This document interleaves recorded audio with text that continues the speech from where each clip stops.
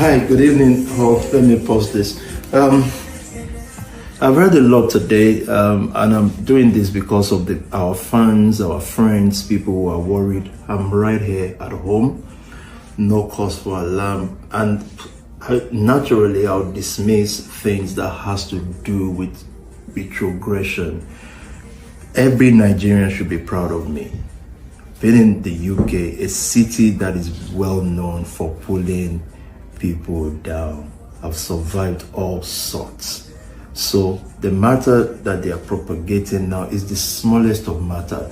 In Yoruba, they say, "Toba le ni biko le darisi abilusi." No, they did live in me. But what I'm trying to say is, no panic. I love London City. It's my city, and nobody can do anything. Of all the people of color you know here, pastors and leaders, have survived everything. Now, let me talk about fraud case. They keep saying this. This is an advanced country. I'm speaking here openly, yeah?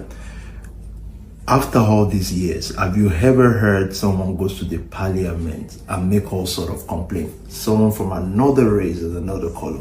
Nothing came out of it.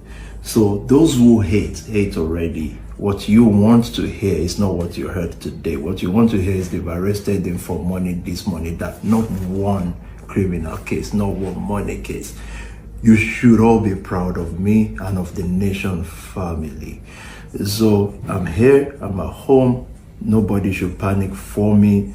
I succeeded well in this country despite all challenges. And I'm in the league of the people you look up to, people that they'll pick out to persecute. I've survived that well. We're surviving well. Nothing has changed. Nothing will change. I assure all our followers and friends that there will be no embarrassment for you other than noise, which we've survived for many years. I am here. I'm PT, #1 in London City, and nothing is gonna bring us down. I love you all. That's all I've got to say for now. Thank you. Anyone, please? PS5. Thank you.